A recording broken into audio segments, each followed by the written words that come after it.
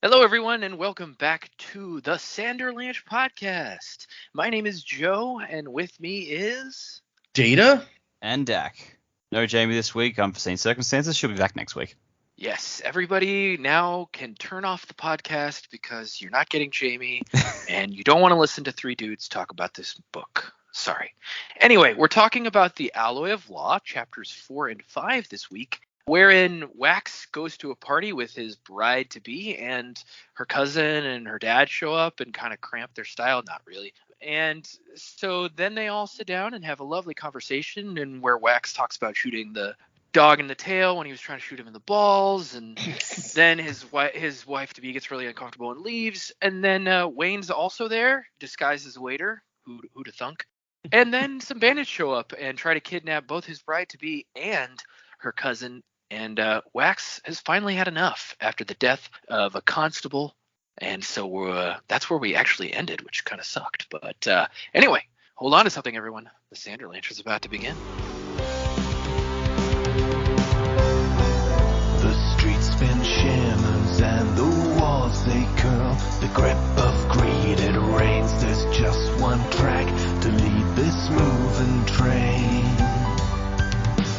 The price of progress is a dying world. The price of trust is pain after the wrath, the bitter shame.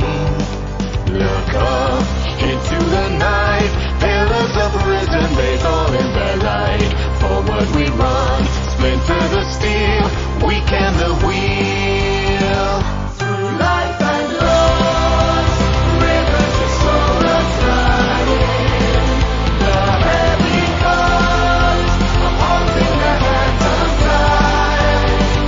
Through life and loss. So yeah, we got a couple interesting, really talky for the most part chapters, but we got to know a lot more about Marasi at the very least. I know you guys were kind of suspicious of her last time, so did that change at all? What did you guys think of these two chapters that we read?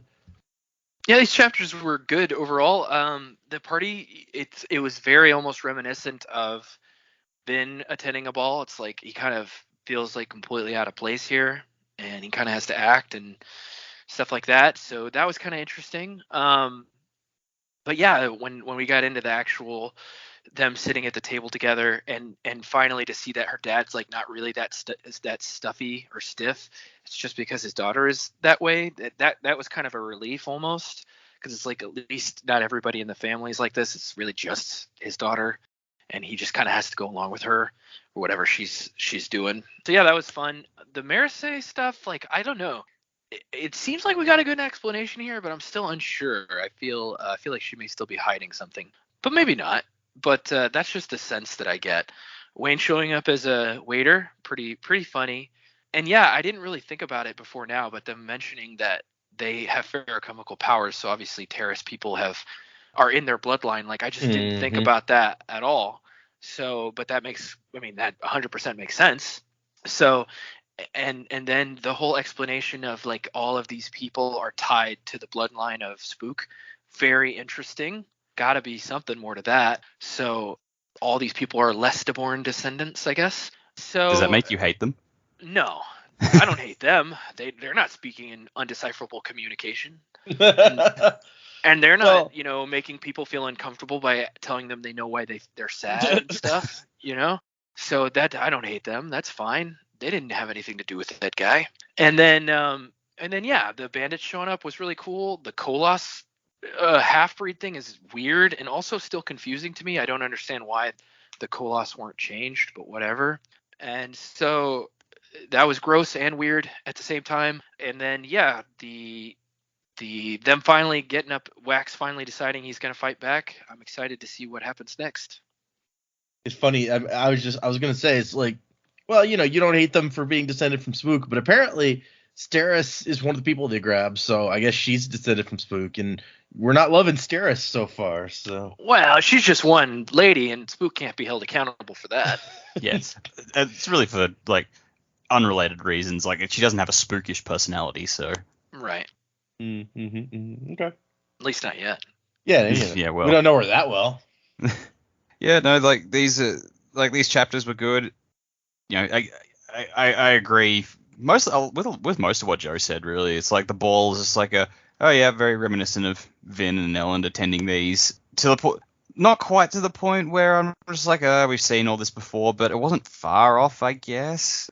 I don't know. The conversation at the table was fun enough that we were able to just sort of bypass it. 100% agree. The fact that Lord Harms is not as stuffy as his daughter was a massive relief, and it made me like both characters more because they weren't just like that stereotypical family of prudes.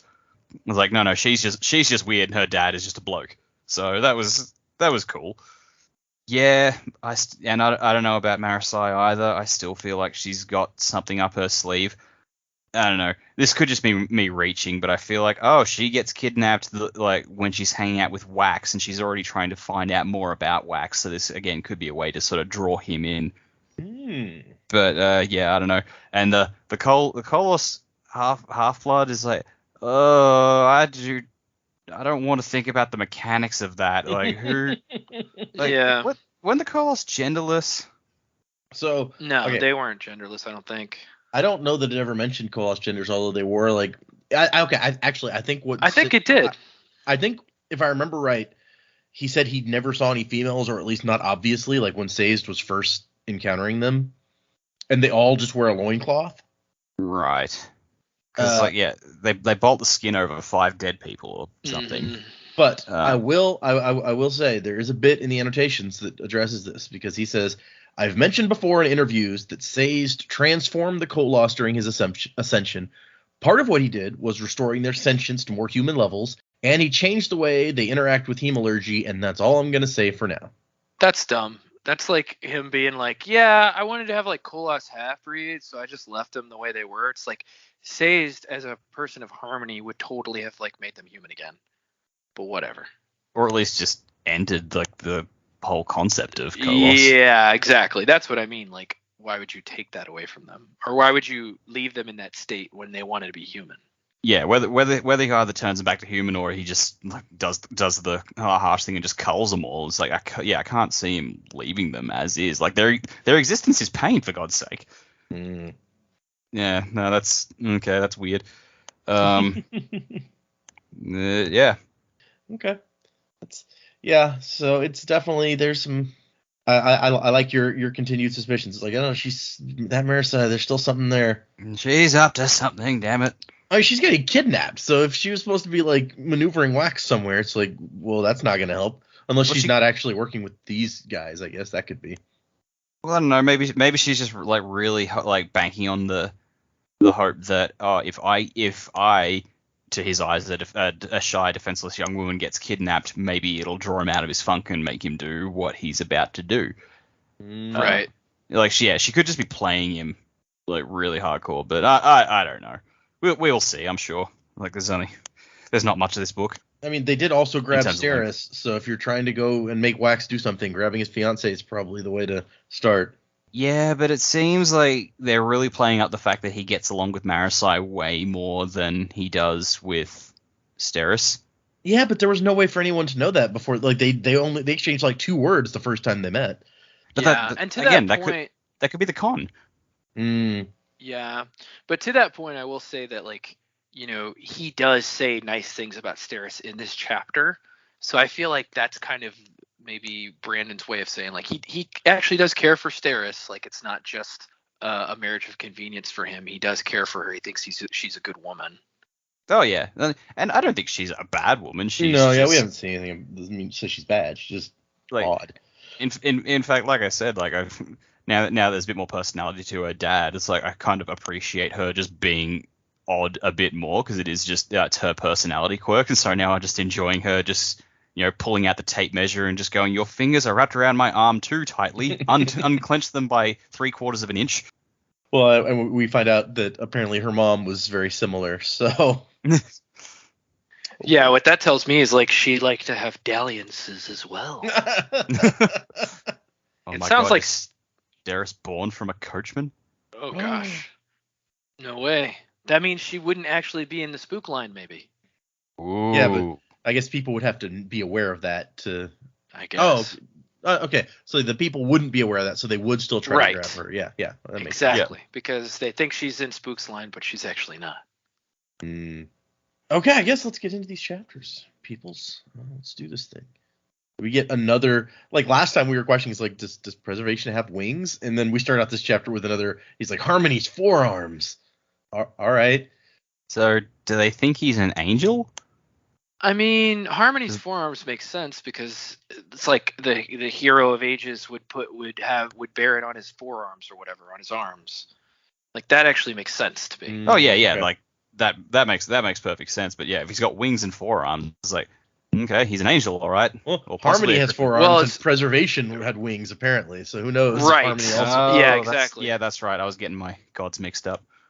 Also, it's confusing to me that like they even know the name preservation, unless like in the histories of Harmony, it talks about how preservation and ruin were two things, and Harmony became like it made them one. Well, yeah, I mentioned last time that it's like all of the epigraphs that we read in book 3, they turn out to be like a book at the end that he has left for them. Oh, I guess that's true. Yeah, and so- they reference that book several Yeah. times, so I guess And- that is like the Church of Harmony. That's probably their like official script. Right. And there's definitely a lot of talk about ruin and preservation in that in the epigraphs of that book, because that's where we got a lot of information about what was Yeah. even going on with them. Yeah, exactly. The way you described it made me think like, do people see ruin and preservation as like a couple who broke up and then Harmony was their son? Harmony, the son of gods. Now I'm thinking of like they broke up and they had an agreement to share custody of Harmony, and he had to spend half the time at his dad's house, and his dad was a jerk. Yeah. I don't want to go see Ruin this weekend, Mom. I guess they were both guys. Say so it's that. like, Dad, I don't want to go to other dad's house this weekend. That guy's a jerk. He's like, don't say that. Your other dad loves you, just in his own way. In his own way, he wants to kill me. All right, now I know. Now I want to see the preservation ruin soap opera sharing custody of a kid What have I done? as a Lifetime movie. But yes, so they've showed up at this wedding, and it is enormous. And he's just like, this is a modest wedding dinner? There's more people here than live in entire towns in the Roughs. And there's paragraphs about how nicely everyone's dressed, all their jewels, and the necklines, and so on and so forth. Like, he's like, either necklines have gotten a lot lower than when I was a kid, or I just didn't notice as a kid how low the necklines were. And Steris says that, yeah, this is a special wedding between two very well-connected houses. Wouldn't want to leave anyone out, except for the people who are left out on purpose. And then there's an interesting discussion about, like, what it says by who you invite and who you don't invite to these weddings. The Yeomans are a powerful house, even if they do believe in sliverism. Oh God, are they still on that Lord Ruler kick? Right? Sliverism? Wait, is this the one where he says old Iron Eyes? Yeah, That's the imagine revering Iron Eyes himself. So that to me sounds more like what you call it? Marsh? Like Marsh, yeah, but maybe not. Well, Well, but because I that mean- was his nickname, wasn't it? Yeah, his nickname was Iron Eyes, yeah. Yeah. And I mean, you could revere the Inquisitors if you were worshiping the Lord Ruler, because they were an important part of the religion. Well, it wouldn't Yeah, be the but first time. saying old Iron Eyes himself makes it sound like that is the god. Well, I mean, there is that, but then you think about, I think it was the start of Well of Ascension when Sazed was out in that village, and everyone's like, oh, the Lord Ruler's back, Lord Ruler's back, and Marsh is just standing outside town going, yo. So Yeah. it could be the fact that people conflate, like people think of the Lord Ruler as an Inquisitor, so Maybe. I don't Well, know. yeah. The thing that really tells you what sliverism is probably about is that the Lord Ruler was known as the Sliver of Infinity. Yeah. So it really seems like that must be related to him in some way. Yeah, I think it's like they've conflated Marsh with the Lord Ruler, and so they think they're one and the same. And I don't know how they've pulled the name Iron Eyes. Maybe Marsh has told someone, because I will ride this train until I die, that he's still around somewhere. So Well, maybe he I lives in mean, the Yeoman's basement. I mean, if you don't know what kind of metal is sticking out of an Inquisitor's eyes, you might just say they're Iron Eyes, and then somebody who knew Marsh at one time might have been like, "Oh yeah, we used to call him Iron Eyes." I knew a dude like that. Ironically, he wound up with spikes in his eyes. Ah, that's funny. We should just adopt that for our religion. Or maybe they worship the Lord Ruler, and just like Marsh is also in the thing somewhere. It's like, yeah, death. Because remember, he's apparently death in this, or Iron Eyes is death, is what we learned in a previous one. And Dak is insistent that it is Marsh. But anyway, so maybe Marsh Reaper. Yeah, they like the Grim Reaper's like an important part of their religion or something. But anyway, so it's like, so yeah, no one's going to ignore an invitation. This party. So the people who are slighted by not being invited will not only are they not coming, but they won't be able to have their own party because everyone they might want to invite is going to be here. Yeah, your party is bad and you should feel bad. And Wax is like, in my experience, that sort of thing leads to a high probability of people getting shot. She's like, this isn't the Roughs. We don't do that sort of thing here. Sure you don't. Like even in this, like it says everything she's done is calculated. She's waving with calculated fondness. Earlier it said like her dress was calculated to be in fashion but not daring and everything. It's like, my God, this woman just sounds. How is she not exhausted? Yeah. Yeah. I agree. I mean, good on her for sticking to it, but man, I don't have that kind of mental fortitude. No way. Not me. I couldn't do it. I even skipped over the part where she gave him a lecture on exactly how to hold her arm or her hand to communicate just the message that they want to communicate. But it's like, and he's like, it did work. It was interesting. Yeah, I'm just fascinated because like it's not done out of malice or anything. It is just how she thinks. I'm like, all right, you do you, lady. Yeah. And then she points out, it's like, hey, you see that guy, the stocky man with the longer hair, whose name is Lord Schurman. Yeah, I don't know how to say that. Apparently, he's an infamously dreadful party guest, a complete bore when not drunk, and a complete buffoon when he is drunk, which is most of the time. Least likable person in all of upper society. Most people here would rather spend an hour amputating one of their toes than spend a few moments chatting with him. And he's been invited so that the people who are not invited will feel even worse that they'd rather invite this guy than invite them. This is great. Yeah. Oh my gosh. It's like, how would you feel if you were invited? And they invite the worst guy in town, the town idiot, and they're like, yeah, you're definitely not coming. And Wax makes another comment about, you did that out in the roughs. And she's like, yeah, okay, just so you know, I'm ignoring your whole ignorant frontiersman act at this point. You're just trying to get a reaction, and I'm not going to give you one. Way to rain on his parade. They have to meet and greet and talk to people. It notes that's like he's been working hard these last few months, and he's even met some people that he doesn't mind so much. He's like, I'm kind of fond of some of these people, but I'm not super comfortable with what's going on with Steris right now. Like, because they're making their first appearance together, but everybody knows that he's looking for a wife, and it has to be a rich wife because his house is going under. So everyone kind of knows what's going on here, and it's weird to him to have to pretend that it's like, yeah, I met this lady and we're in this romantic thing when everyone knows what's actually happening. We're just calling him a gold digger. And so the bride and groom show up, and finally the attention's all going to them. And fortunately, Steris does not try to drag them over right away. Although he does wonder why they're speaking with a scruffy man who looks like a beggar dressed all in black.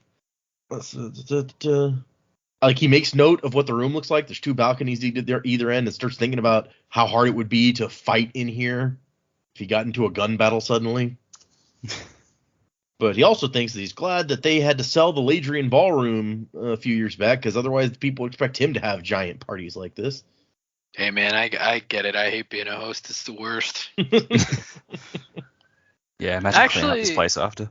Yeah, exactly. I take that back. I actually like hosting people, but I get kind of, I can't, like, I don't enjoy myself when I do that. Like, I'm enjoying serving everyone and making sure they're having a good time, but I don't actually have, like, I don't know how to describe it. It's a weird feeling. It's like, I like that they're having a good time, but I'm not actually having a good time. Mm-hmm. It's the responsibility. Yeah, that's probably it. If you're in charge of making sure everyone else has a good time, then you're too hung up on. Yeah, I'm too tied up to be like, oh, you guys feel good? Does food taste good? Do you guys need anything? Is the air too hot? Is it too cold? Are you guys bored? Do you want to do something else? Like, what's going on? It's all that. But we find out that Marasi is here again, and he's like, what is her deal, Steris? And Steris says that she's from the outer estates and wanted to attend the university, so her father took pity on her, and because her own parents don't have enough money, so she's staying with them while she's studying at the university. And Wax says, or thinks, a valid explanation, but did it roll off Steris' mouth a little too quickly? Was it too practiced? So maybe that's part of the source of you guys being like, there's still something weird about this chick. I mean, it definitely contributed. Yeah. They sit down at the table, and Steris and her dad start talking about what's going on, and Wax is not really paying attention. He's looking around. This is where he's thinking about, man, there's a hard room to defend. You need snipers up on the balconies, but you got to have on both balconies in case somebody can't get underneath the ones over there. And then finally he's like, okay, I'm going to get into a conversation. Marasi, so you're going to the university, huh? And she says, I'm in my final year, and that's it. He's like, okay.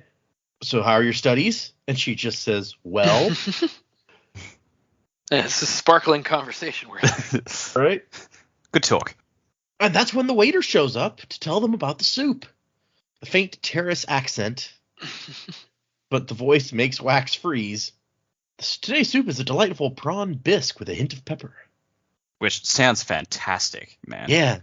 I don't like bisque a whole lot though. So I do lobster bisque, prawn bisque. It's really the only way I'll eat lobster because I'm not a big lobster guy. Really? Yeah, the only seafood I really will eat is I'll eat salmon, I'll eat catfish, I'll eat shrimp if they're fried. That's pretty much it. Okay. Well, fair enough. Each their own. I love seafood. I can't get enough of it. I wish I'd liked it more. Like we went to Ireland one time, and we went to this really small town that was famous for their oysters, and the restaurant, catches the oysters that day or the day before and then serves them. And I tried to heaven. eat them, and I couldn't do it. It would not go down my throat. I was like, oh, I can't do this. And I just I felt don't like really oysters bad. either. Yeah, oysters do seem to be an acquired taste. But Even deep fried, I'm not a big fan of oysters, and deep frying usually will make about anything decent. Deep fried oysters, you say? Yeah, I've seen that a few places, and I tried it once or twice, and I was like, eh. Interesting. Dak, I don't know if you know this about Texas, but if we could deep fry something, we will. Oh, I'm well aware of that. Good times. Yeah.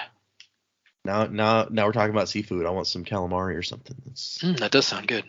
I could really go for some seafood chowder. Man, every time we go to New Zealand, we get the best seafood chowder. That's good amazing. chowder. Yep. Chowder. And so, but Wax figures out that is Wayne, though he's wearing a false nose and a wig, and he groans, and Wayne's like, "Oh, does my lord not like prawns?" And Lord Harms is like, "Oh no, the bisque is good. I've had it at one of their parties before." And Wax is like, "No, I've just remembered something I forgot to do," and then thinks it involves strangling someone. So the next bit I find interesting is that it does mention it's like of course Wayne was part Terrace, as was Wax, because they have these abilities, but apparently that's rare. Nearly a fifth of the originators had been Terrace, which makes sense because we know the entire Terrace nation was everyone that was left was at the pits of Hathsin, right? So it wasn't hard for them to probably get underground and survive. So there were a lot of Terrace left, but apparently they don't marry outside of the group very often. So that's interesting. And Marasi's like, does that server look familiar to anyone else? And Lord Harms is like, oh, he must have served us last time. And she's like, but I wasn't with you last time. And Wax has to jump in and be like, so, Lord Harms, let me change the subject. I wonder if the Terrace don't marry, at least at first, weren't marrying a lot outside because they were afraid of another Lord Ruler. Yeah, maybe. Except for that one. Certainly be something I was concerned about. Except for that one who shacked up with Jaymee. Right. That's true, yeah. And but Marasi kind of perks up and asks when Lord Harms, or Steris actually, I guess, mentions, no, it's Harms, he mentions the roughs. He's like, robbers should confine that behavior to the roughs. Which, yeah, okay, thanks. Cool. And Marasi's like, so Lord Ladrian, what was it like living out there where there was no law? Which earns her a glare from Lord Harms, so we're not supposed to talk about Bruno. He's just like, there was law. I am the law. I am the law. Yeah, I am the law. And Wax's explanation is kind of interesting because he's like, yeah, it was when I first got out there, it was weird. Everyone just assumed that, if they were strong or had power, then they could take what they want, and it would actually surprise people when someone stood up to them. Huh, that sounds like a certain country that's invaded another country. Oh, goodness. And she's like, oh, you were so brave. And he's like, not really. I just kind of fell into stuff. And she goes, even stopping the surefires? And he goes, oh, well, that was a special case. Like, wait, how do you know about that? She says, reports trickle in. Most of them get written up by somebody. You can find them at the university or the right bookshop. So he's like, oh.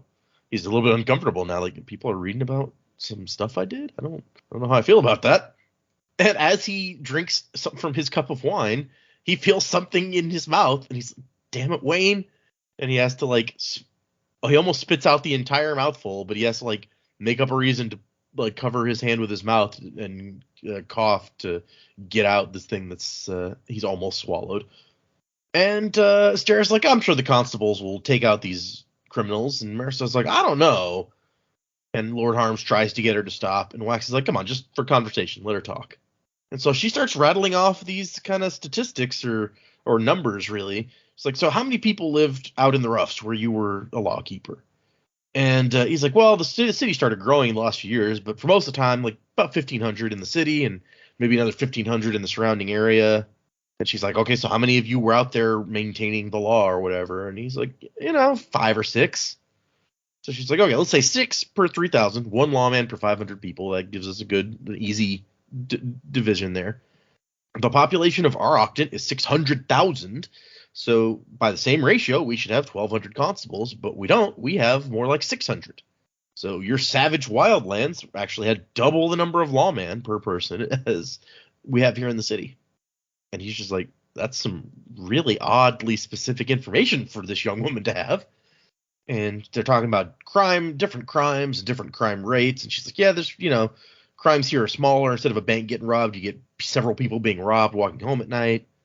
But also, this is where all the wealth, or most of the wealth in the world, is concentrated right here in Ellendale. So people who want to steal wealth go where there's wealth.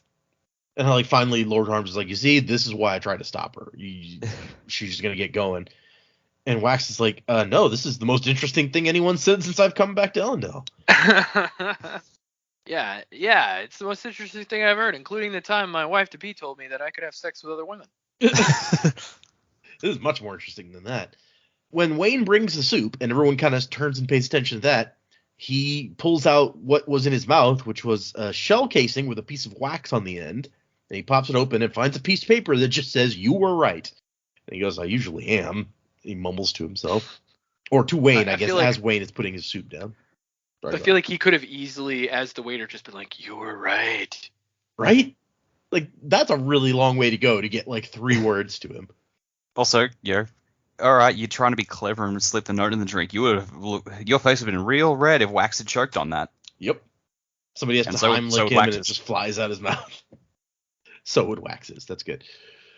So he whispers to him, like, what are you up to, Wayne? And Wayne's like, 170, thank you. I've been lifting weights and eating steak. That's a good joke. And this is where we start getting into the inappropriate conversation, because Steris is like, oh, so Lord Ladrian, I suggest we begin compiling a list of conversational topics we can employ in the company of others.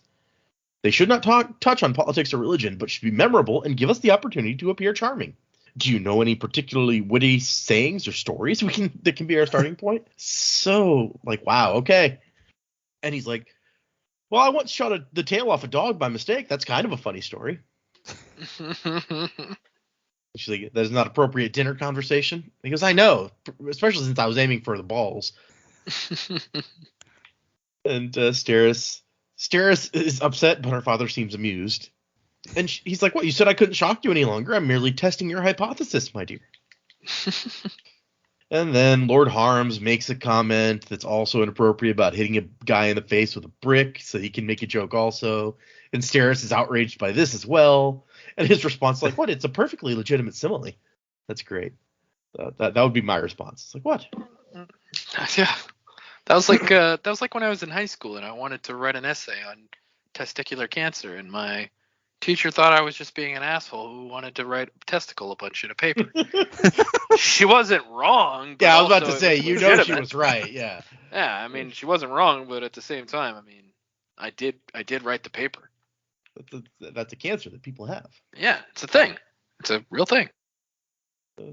He's like, can I write a paper on ball cancer? And so Steris is like, no more talking of hitting people with bricks or shootings, regardless of the target. And Marisol is like, okay, Lord Ladrian, I heard that you once threw a man's own knife at him and hit him right in the eye. Is that a true story? He's like, actually, it was Wayne's knife, and the eye was also an accident. I was aiming for the balls that time, too. And Steris goes, Lord Ladrian. She says she's nearly livid. And he's like, I know. That's really off target, but I'm bad with throwing knives. They're all just gagging up on her. They really are. And you kind of feel bad for her, except at the same time it's Steris, and so you kind of don't feel that bad for her. Yeah. It's like, don't be so uptight. How about? Yeah. This conversation violates Article 57, Section 3.8 of our marriage contract. Right? It's like, I really hope you read that whole thing. So she's like, fine, I'm going to go to the washroom while you three compose yourselves. And Lord Really needs Arms. to get like find a husband who's more like, who's the smiling obligator? Oh, Carl? No, No, not Carl was Oh. the Inquisitor. Good Yeah. man, good guy. No, not Goodman Menace. Shit's gonna Crap. bother me now. Yeah, hold on, because I was gonna. That was like, it was like a T-shirt idea and everything. Yeah. Yeah. Norden. Norton. Yeah, good guy. Smiling Alligator. And we would say good guy Norden. Oh, you're right, good guy Norman. When you said good, I thought you were going for Goodman, so No. I jumped in there. Sorry. It's all right. I forgive you. But Lord Harms is like, kind of gets onto Marasi, and Wax is like, no, that was my fault. I started it. I shouldn't have let it get out of hand. And Harms is like, yeah, well, I've been tempted to such lengths myself a time or two. She's much as her mother was. And gives Wax a pitying look, and Wax is like, oh, I see. It's like, oh, I see. Oh. And Lord Harms is like, this is our lot, son. To be the lord of a house requires certain sacrifices. Oh man, that's what he thinks about his wife, who I don't know if she's dead or what. She's not here, and he says that much as her mother was. So I assume she's dead. Yeah, Maybe she I think divorced so. him because he had 2 dalliances instead of 3. Yeah, Yeah, exactly. or she ran off with the coachman. Yeah, maybe. But it's like, so that he's like, it's just interesting to think about his I'm assuming dearly departed wife. Like, yep, that was a sacrifice I had to make. And he's like, I'm gonna go get a drink with my buddy before Steris comes back and bullies me into not doing that. So I'll be back. Really selling it here, buddy. Yeah. Oh man. He's like, you already bought the cow. I don't care. Yeah, it's like, she's your problem now. Ha ha ha.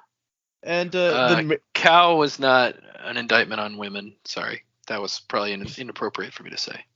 it's just it's a thing that is said, you know. Yeah, but it's not. It doesn't make it right. You're right. And I like Marasi, the first thing she wants to know is like, did you really shoot off a dog's tail when you were aiming for his balls? And he's like, yeah. In my defense, the dog was attacking me, and the aggressiveness was not the dog's fault. It looked like it hadn't been fed in forever, but I was just trying to shoot it someplace non-lethal. And the thing with the knife in the eye, I was not aiming any place. I was just hoping to hit him. That seems reasonable. I feel like knowing what we do about his abilities, he should be very good with throwing knives. Maybe. I mean, I guess any piece of metal, you would think he should. Maybe he just practices with guns and he doesn't care for like other things. And so they kind of have a little talk about like his statistics bother her a little bit. Like, I always thought that I was going someplace that needed me, and based on what you're saying, maybe this place needed me more. And she's like, well, I mean, before you got there, there wasn't anybody out in that area like upholding the law, so you really made a big difference. The city was better protected by the end, but it didn't start out that way. And his thoughts, it reveals some interesting stuff, in my opinion. So the city is the land of plenty that Harmony created to shelter mankind. Fruit trees grow in abundance, cultivated land has water without needing irrigation, and the ground is always fertile and somehow never gets farmed out. So I don't know what Sayes did when setting up this planet, apparently, but he really made this place nice for these people. Which was especially good probably when they were starting out, and no one had anything. So I wonder why do they call it the Roughs then? What's rough about them? no, the outside is the Roughs. The inside, the Ellendale Basin, I think it's called. That's the nice place. So he didn't make the whole planet that way. He just made that part. But why wouldn't you make the whole planet that way? That doesn't make any sense.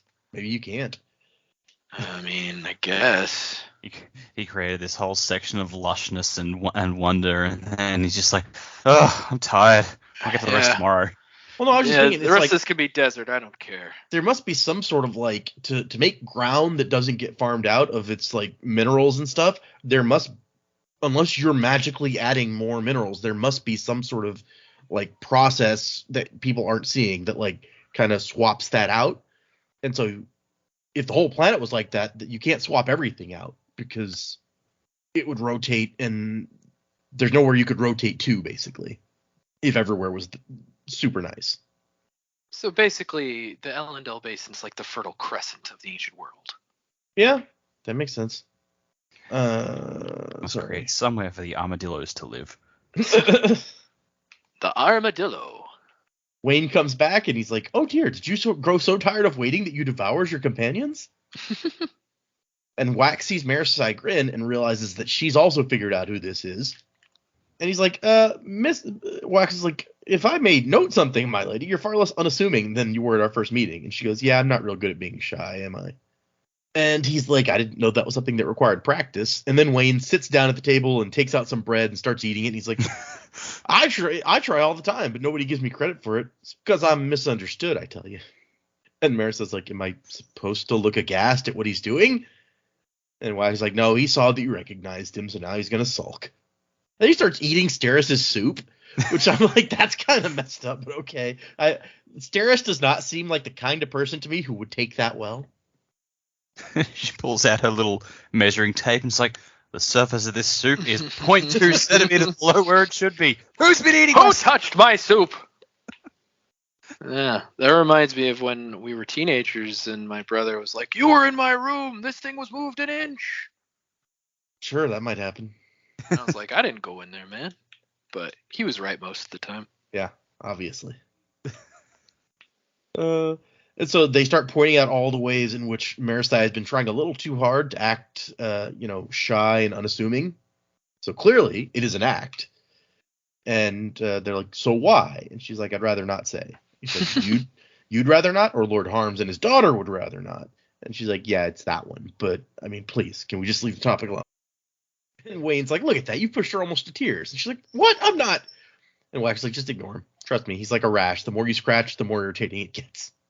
And Wayne puts up a speed bubble real quick to change clothes so that he's not a waiter eating at their table for some reason. But then he's like in his like roughs clothes with his duster and his hat. And so I don't know how that's better at this party. Then again, there was like a beggar talking to the bride and groom when they came in, so maybe it's not that useful. And Marasi's like, a speed bubble? I thought I'd be able to see something from the outside. And Wax is like, if you knew what to look for, then and we're watching close, then you could see it. And he points out that Wayne's hat is made so it can like fold up. But where do you get the duster from? And Wayne's like, I hid it under your table. And Wax thinks, I really should have looked under the table before we sat down. Would that be too paranoid? I don't feel like I'm paranoid. I don't lay awake at night worrying I'm going to get shot. I just like to be careful. And Marasi is looking bemused at Wayne. And Wax is like, we're not what you expected from the reports? And she goes, no, the accounts usually omitted matters of personality. And Wayne's like, wait, there's stories about us? And she goes, yes, many. And he goes, damn, do we get royalties for that or something? If we do, I want Wax's share, seeing as I did all the stuff they say he did. Plus, he's already rich and all.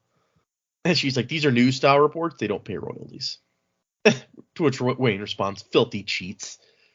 I wonder if any of the other fine ladies in this establishment have heard of my outrageously heroic and masculine exploits. Yeah. Oh, Wayne. And then he tries to hit on Marasi, and Wax finds like, Wayne, enough. And Wayne's like, okay, right. And Marasi's like, I wonder if I should be like writing down a description of you two for my professors and how unique it was to meet you. And Wax asks what she's studying, and she blushes. And Wayne's like, see, that's how you act shy. You're getting much better. Bravo. And she's hesitant and is kind of embarrassed. And it's like, it's just, all right, I'm studying criminal justice or legal justice and criminal behavioristics. Is that a word?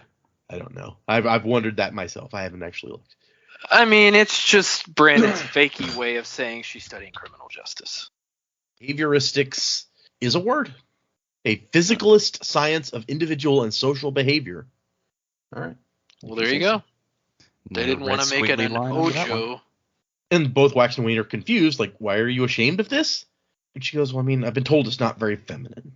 Besides, I'm sitting here with, like, two of the most famous law keepers in the whole world, and which, hey, that is probably also news. They didn't even know people were reporting what they did. They're like, wait, we're famous, the most famous law keepers in the world? This is okay. And Wax is like, trust me, we don't know as much as you think. And Wayne says, now, if you were studying buffoonery and idiotic behavior, that is something we're experts on. Yeah, we know all about that, girl. And Wax says, that's two things. And Wayne says, I don't care. And Wax like, okay, so what are you here? Why are you here unless this is just your normal run-of-the-mill tormenting? And he's like, I told you. You didn't accidentally eat my note, did you? And Wax says, no, but it didn't say much. It's like, it said enough. No, it didn't. It really didn't. And so he says, you told me to look at the hostages. And I found something. They're all relatives. And he says, it's only been 300 years since the originators, Wayne. We're all relatives. Can you imagine that? It's just like, yeah, dude, like, you're my, like, sixth cousin. We're all related. And Wayne has a weird thing where he's like, I did some researching. Why do they call it research if you only do it one time?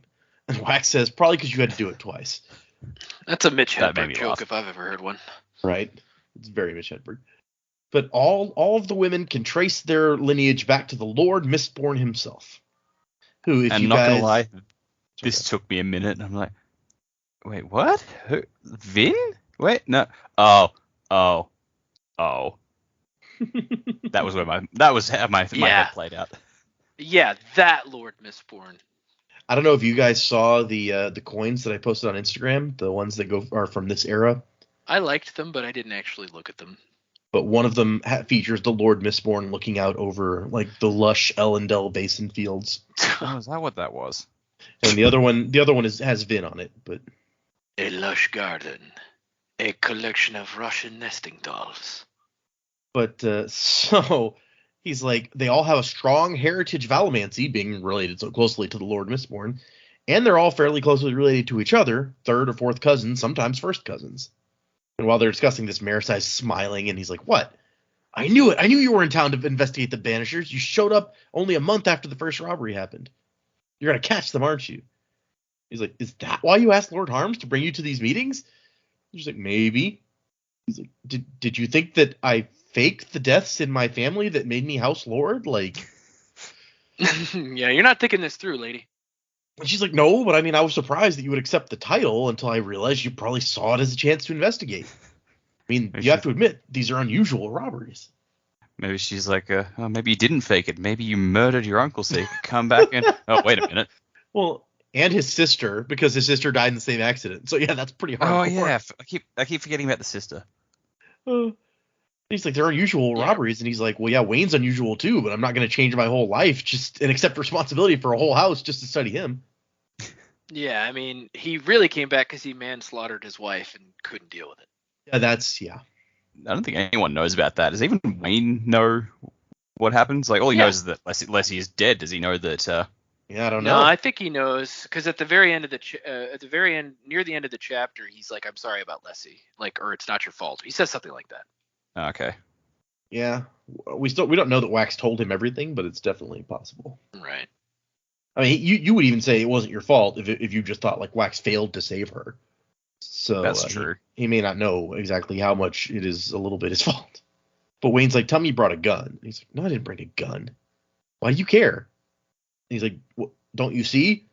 They're robbing places where they can kidnap these wealthy upper class Elendel types.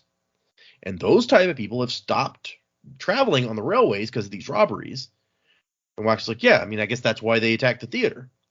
And he's like, yeah, so what other place has all these wealthy people gathering together where they can also wear their finest jewelry so that you can rob them as a distraction?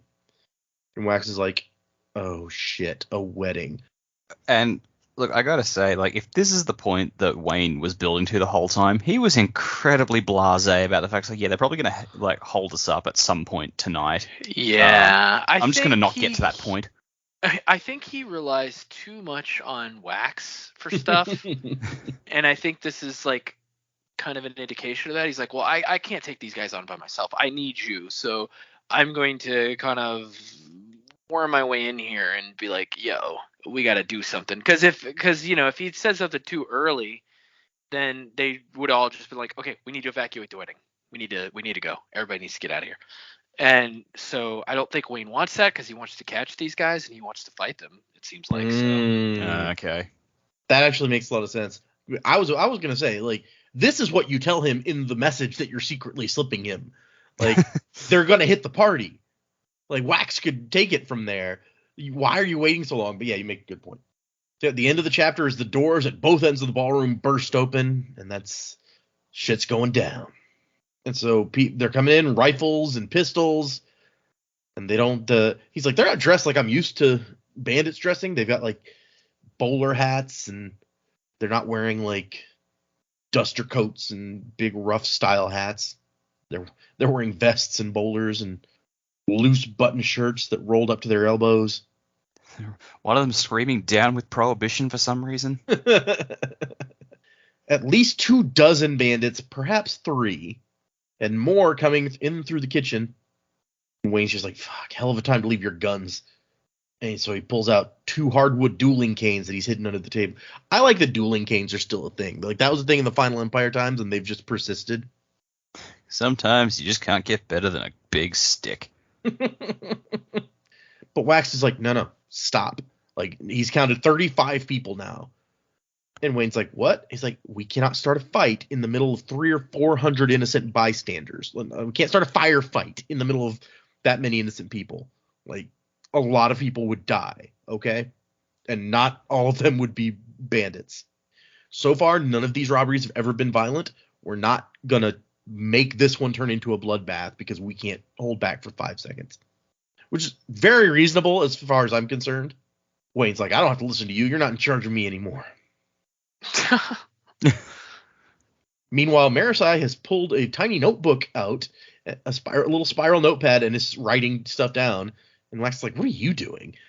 He's writing down descriptions. Did you know that statistically only 1 out of 2 witnesses can accurately describe a criminal who assaulted them? And she's just rattling off some statistics, like 7 out of 10 will pick the wrong man in the lineup if a similar, more threatening man is presented. And mentions she's got several other little factoids from her studies. And then she finally goes, oh, I'm babbling, aren't I?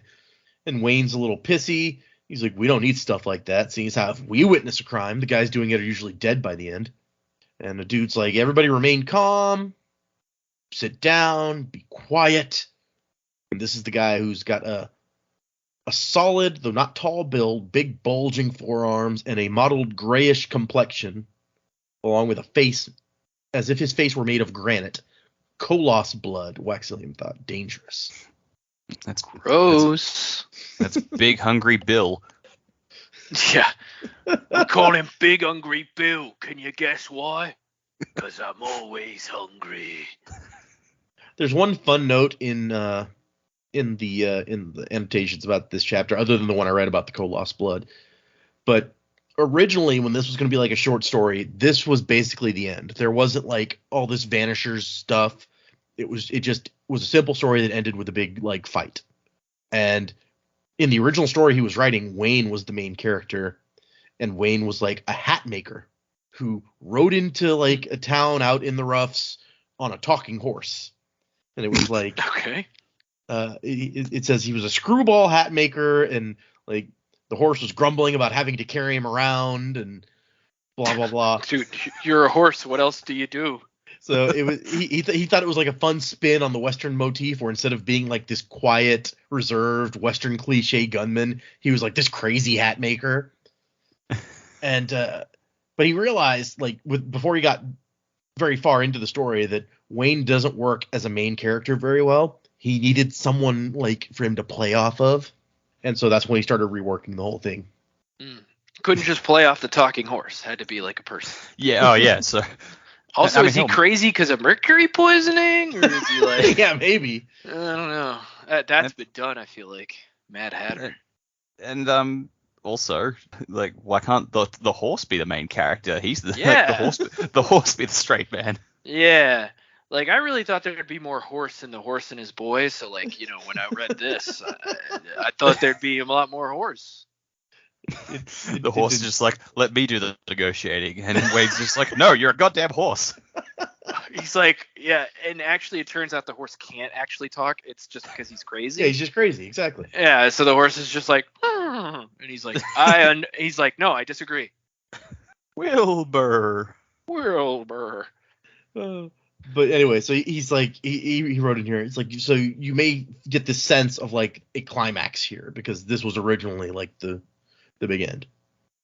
Talking horse to win this shootout. I don't think I'm gonna experience a climax reading the book. Oh my gosh. Okay, so but the robbers are also not wearing masks, which he's not used to until one of them shows up and he is wearing a mask. He's like, huh. And he also feels like there's something oddly familiar about that guy's voice. And the guy's like, okay, everybody, all we want is your jewelry. Nobody needs to get hurt. Your jewelry isn't worth your life. And Wayne's like, Wax, come on, dude. And Wax is like, no, we got to get out of this without anybody getting hurt, and then we can report the constables. We can do this the right way. I'm not going to be the cause of these people dying. And then a guy starts yelling, how dare you? And a guy at a nearby table stands up. I will not stay quiet. I'm a constable of the 8th Guard. And the masked bandit leader comes up. He's like, Lord Peterus, or Peterus, I don't know. Retired chief of the 8th Constabulary. We'll be needing you to give up your weapon. How dare you commit a robbery here at a wedding celebration? Outrageous. You should be ashamed of yourself. What a weird. Like, yeah. Have you ever dealt with criminals before? Yeah. It's very like Demolition Man cops where they're just like, we don't know how to deal with this. It's like, I ask you to stop in the name of decency. It's like, dude, we're criminals. And the guy's like ashamed to rob these after what you people have done to the roughs. This is payback. And Wax is like, shut up, Peterus, don't provoke them. And the guy's yelling, in the name of the law, I will see you hunted down and hanged for this. And the guy's like, the law. Be careful about warning people you're going to see them executed. That gives them less reason to hold back. Rust and ruin, you people sicken me. And Wax is sitting here whispering, it's like, the bandits really are interested in the money. See, they're making everybody talk at each table to find jewelry hidden in mouths. I'm glad to get all this advice about how to effectively rob people. Yeah, open your really mouth. That much of a I thing. want to see if you get. Yeah, open your mouth. I want to. Well, no, I mean they're just hiding their earrings and crap in their mouths. That's. God, I hope they don't prick their tongue. Well, I mean, you know, if you got a super valuable piece of jewelry you don't want stolen, you're like, I'm gonna hide a ring in here to. Yeah, no, I grant it, but it's like, oh no, need to hide this from the robbers. Oh god, I'm choking on my ring. Yeah, I mean, Yeah. well, if that happens, you just swallow it and you get the good old sifter out. You know, you'll get it back. And Marasi's like, of course they're interested in the money. It's a robbery. He's like, no, but it's the hostages. I thought the robberies were just a cover, but they're really interested in what they're stealing. So he takes her, he gets her to hand her notebook, and says, Wayne, bat on the wall. And Wayne slides over his dueling canes, and Wax pulls from his sleeve like a metal rod and puts it up against the canes and the notebook and burns steel so he can push it up against the side of the table and kind of hide it under the tablecloth. I just like they have a code name for this exact scenario. It's like, I need to hide something on up against something. Bat on the wall. And when the guy gets to them, Wax is like, no, please don't hurt us, sir. And he does a very exaggerated, like, scared rich guy act where he pulls out his pocket watch and is so hasty that's like he gets ripped off of the thing and starts pulling out his pockets after throwing his pocketbook in to show he doesn't have anything. He pats down his own coat pockets to be like, no, see, I don't have anything. And the guy's like, yeah, good, that'll do. Very stop being poor. Well, no, it's just Wax very cleverly prevents the guy, or shows the guy that there's no need to pat him down. He's patting himself down. He's showing you that he doesn't have anything. So that, you know, if he happens to have a gun on it, then you don't find it. Which comes into play later. Yep. And he gets to Wayne. He's like, hey, what about you? And Wayne's like, do I look like I have anything of value, mate? I'm just here by mistake. Was begging in the kitchen when I heard you blokes come in. Whatever. And the guy wanders off swearing about them being too poor. Except before he leaves, he takes Wayne's hat and threw away his own hat, which had aluminum in it. So that might have been a bad idea, actually. Well, no, he's He's still got a got cap underneath. Yeah. yeah, he's still got the aluminium on his head. Yeah. And as he leaves, Wayne's like, Wax, that guy took my lucky hat. And Marisa's like, why didn't you hide your pocketbook too? And Wax goes, some of the bills in it are marked, so the constables can track them when they get spent. And she's like, you marked? So you did know you were going to get robbed? He goes, what? No, I didn't. Of course not. And Wayne's like, yeah. Wax always carries some marked bills just in case. That reminds me of there's a part in 40-Year-Old Virgin where he does like magic tricks for his girlfriend's daughters, and the older daughter's like, so that means you just carry like a fake ear and a giant coin with you wherever you go, and he's like, yeah, like half the time. Why not? But Wayne notices one of the guys is doing a little something strange, and he's like, Wax, is that guy doing what I think he's doing? The guy is comparing faces to drawings that he's holding in his hand. So I guess they don't have photography necessarily. They have drawings.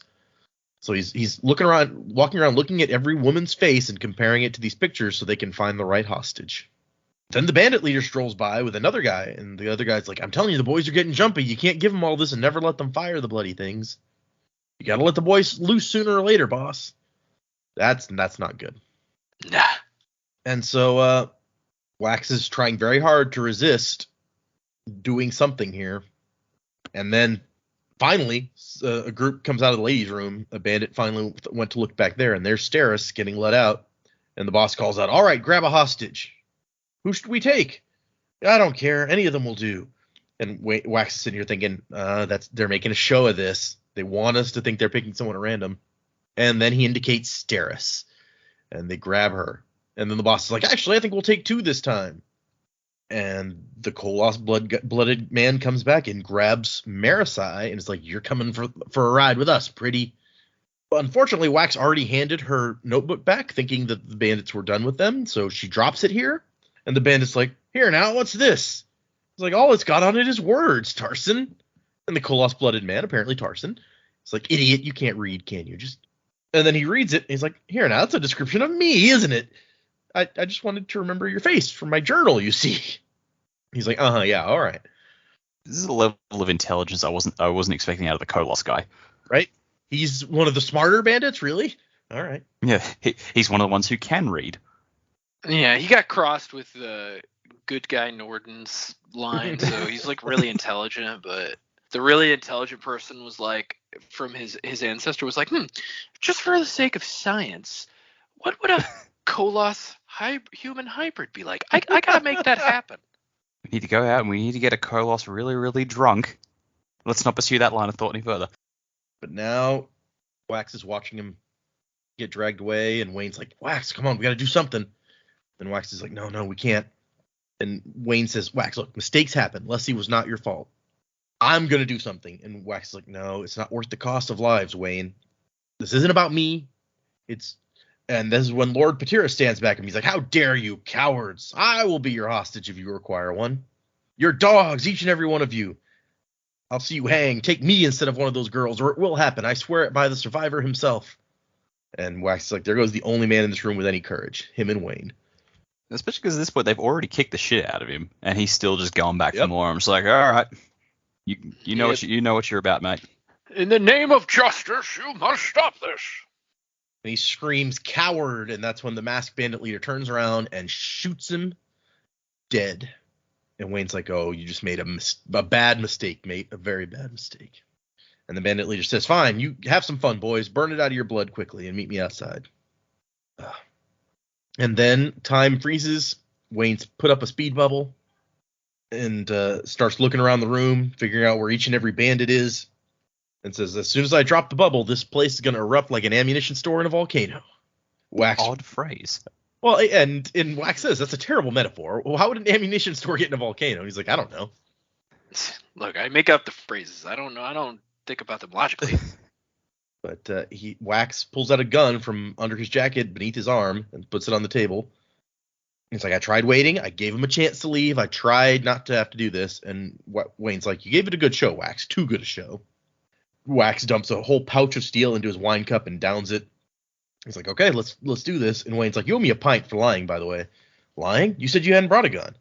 I didn't bring a gun. He says as he pulls out another one from the small of his bag. I never go anywhere. He's like, just two one. guns. Yeah, he's like, 2 guns, bitch. That's a that's a Arkham dick City reference. Wax is Two-Face now? I guess so. Or Wayne is. Actually, oh, no, Wax, yeah. You know what? Yeah, that's why. Aaron Eckhart, he could be, maybe a bit younger, but he could be a Nah, good Wax. I see Wax more of like a Colin Farrell type of bloke. There's a lot of fan casts that go on about this. People are always talking about, because this is a very cinematic story, and people are just like always talking about who could play it. Henry Cavill actually is a popular pick. Choice. He's already. Yeah, I mean, can see he's it. playing too many book characters as it is. I mean, come on. He deserves a chance to, play someone properly. Because, like, there are some where he does really well in the role, but the role's not written right. I think the Witcher one, he's supposed to be pretty loyal to the subject Yeah, matter, everybody thinks he's I haven't doing watched really it. good at Witcher. Well, the first season is. They I said haven't that the watched it, so second I can't judge. season. Yeah, they said the second season's kind of gone off the rails, and people didn't like it as much. Huh. At least the hardcore fan base doesn't. But when people say that he should play Wayne, or Wax rather, I'm like, well, hold on, think about this. What if he played Wayne though? Like, what if you didn't like stick him in this kind of role that he's played, like this more serious character a lot? What if you let him be the funny guy? Like, I think he could do it. Like, let him have some range. Yeah, sure. I think he could definitely do it. I was picturing Charlie Cox as Wayne. I can see that. Yeah, or even Charlie Cox's Wax. I think he could do that too. I can see that too, actually. Yeah. That could also work, yeah. Data, who do you want to play Wax? I don't think that I have a good choice. I've seen a lot of other people's votes, and I've never been able to be like, this is the person that I see. Yeah, I have kinda that person for Wayne in my head where I'm like, Henry Cavill could play Wayne, right? But I kind of want. I would want like an older person to play Wax, like maybe older than you'd think from the book. I think that might be a more Well, because interesting way he's to got go. 10 years on Wayne, doesn't he? Yeah, he's supposed to be quite a bit older. I don't know how much. I think they said he was 10, but yeah, he's got like a decade on yeah, Wayne. In the last chapters, it said that he was like Wayne looks like is like around 30 and Wax is like just over 40. Yeah, so I think you make Wax even a little older, maybe like late 40s, early 50s. I think that might be a little more interesting.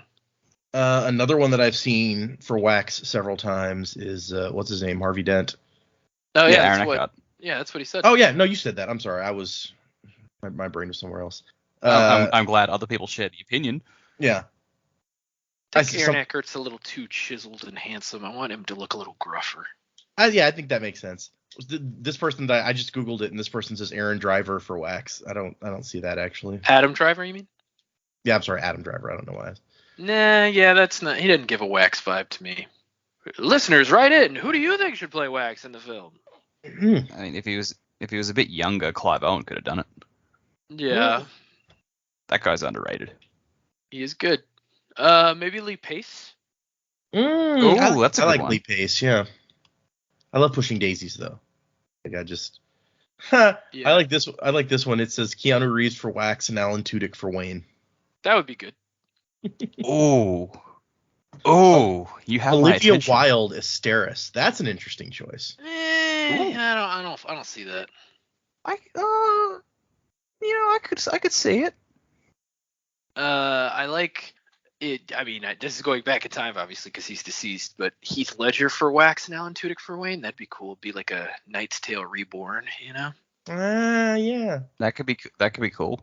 Well, then you have to get the third guy in there somewhere. I don't remember.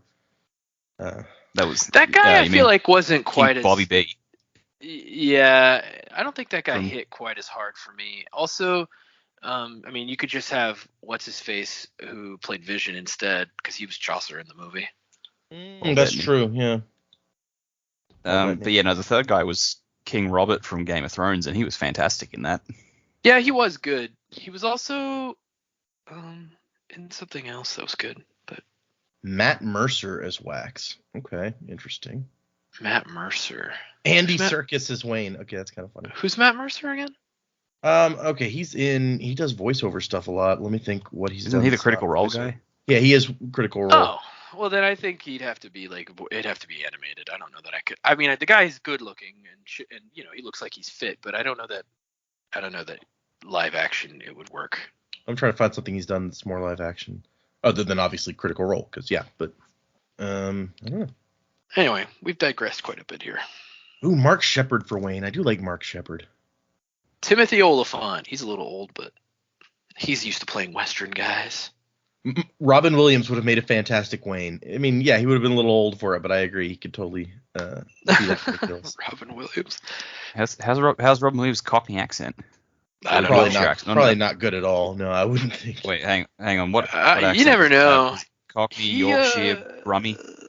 Robin Williams went to like Juilliard, so he got schooled in theater. Okay.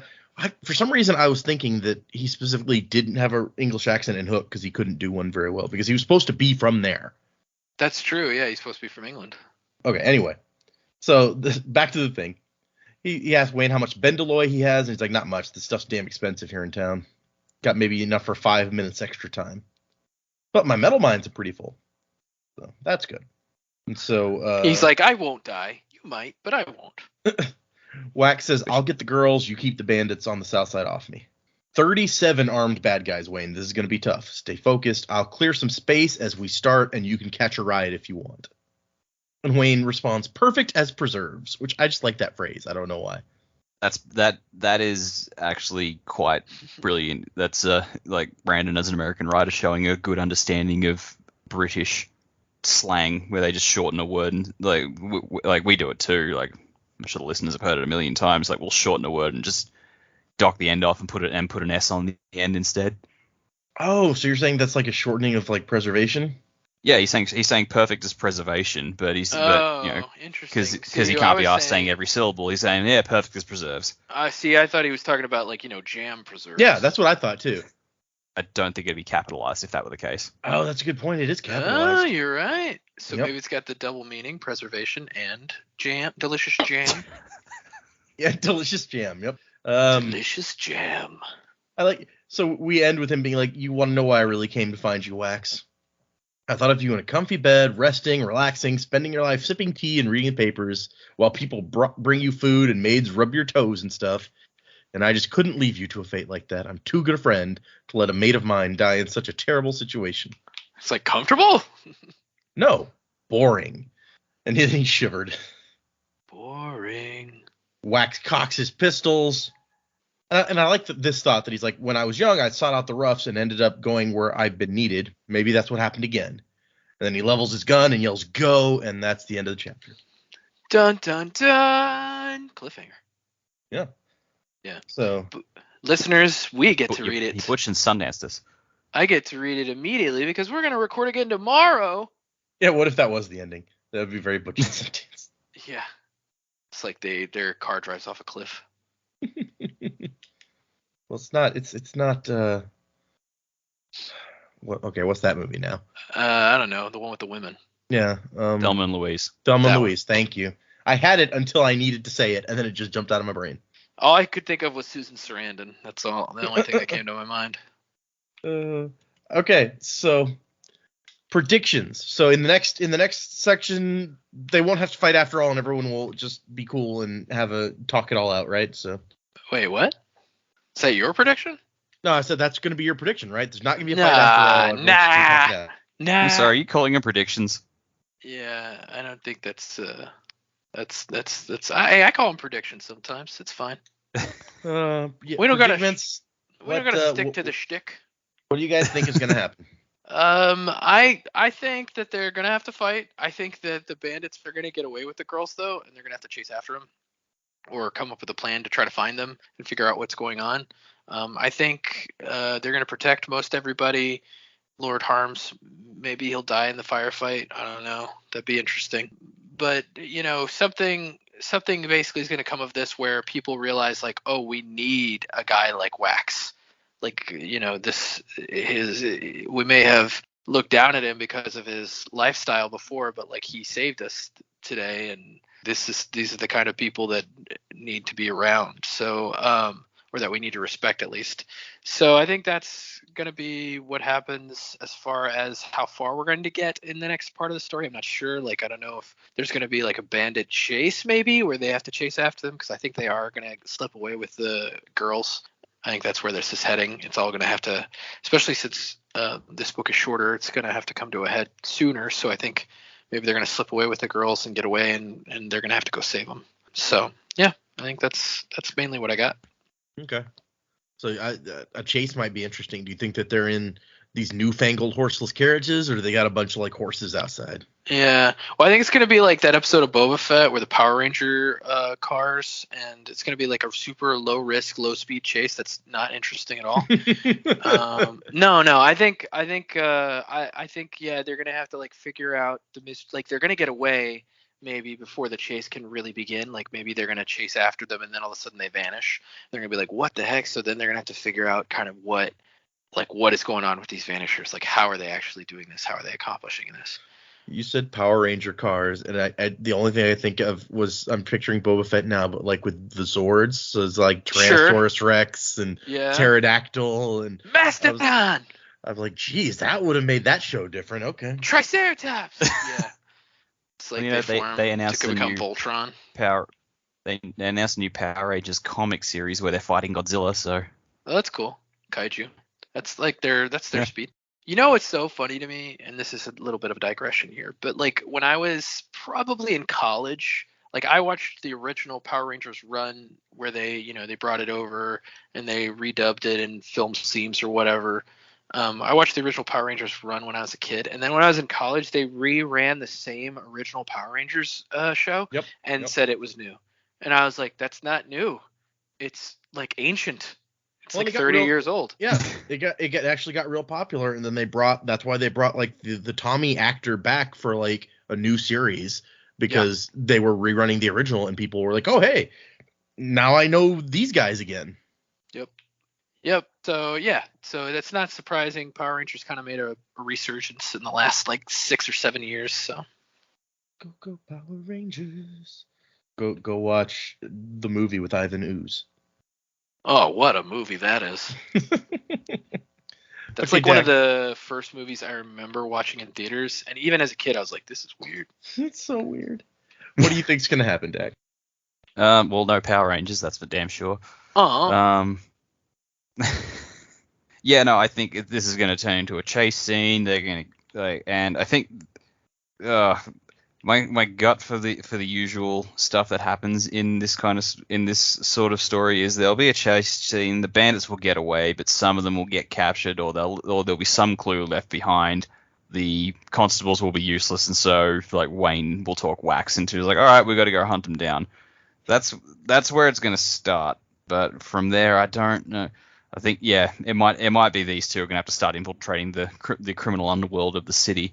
And we'll see where that takes them. Because I feel like with the amount of emphasis on religion so far and the mention of sliverism, I'm just like, there's going to be a religious bent to these criminals, I'm sure. Okay. I feel like it's going to be something to do with it.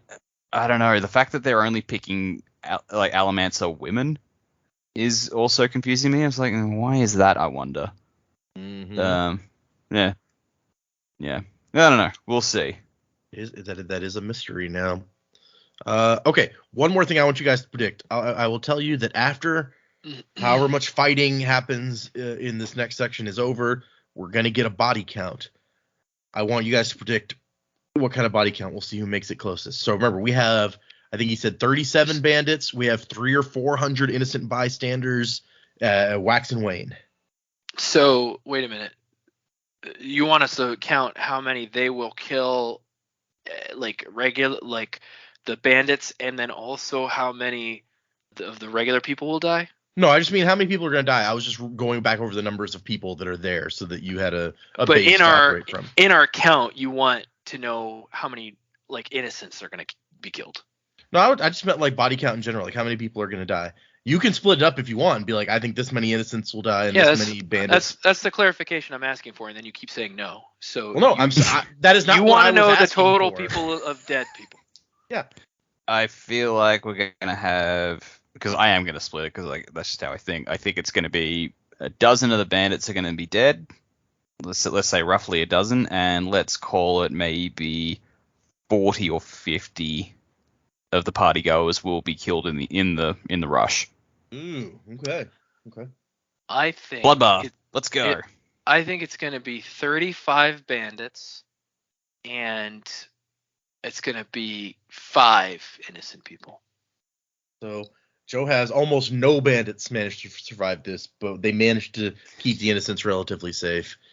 And Dak thinks a decent number of bandits will die, but also a decent number of innocent people. Okay, Yeah. fair enough.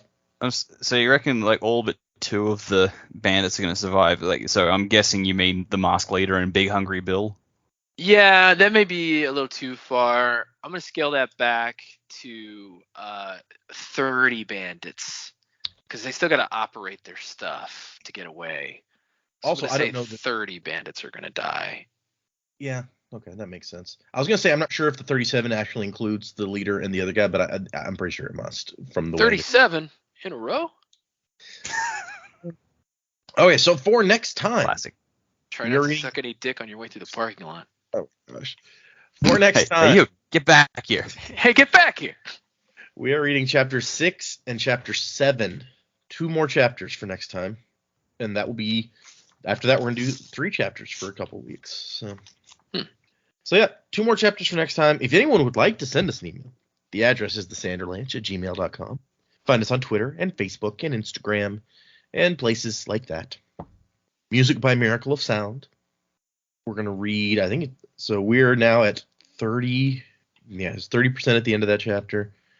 And then it'll be 40% at the end of the next one. So yeah, another 10% for next time. Just we're getting through this book very rapidly. Well, it's just because it's like half the length of the rest. Yep. Yeah. That would be why. How many pages is this? Yeah, I'm using the Kindle, which just goes by location, so I don't know how many pages. But It's like 300 pages, I think. Oh, yeah, it's Roughly. pretty short. Like, yeah, skipping through, and it's like, all right, look at the page numbers, but none of the text above it. So I got a rough approximation there. I was flipping and just watching the numbers go up. going by locations, Well of Ascension had 12,800 locations, and this book has 5,000 locations. So yeah, that's like less than half of Well of Ascension. Yeah, well, I've got Hero of Ages is like 700 pages, so. Yep. So yep, fun. 2 chapters for next time, everyone. Thank you for listening. Wasing to the time of next. Cool. When we lose everything that defines us, can we hold to the promise that binds us and carry on into tomorrow's sorrow? When we're facing the ghosts of our destinies, will we turn or remain in the memories and choose to lead or choose to follow sorrow?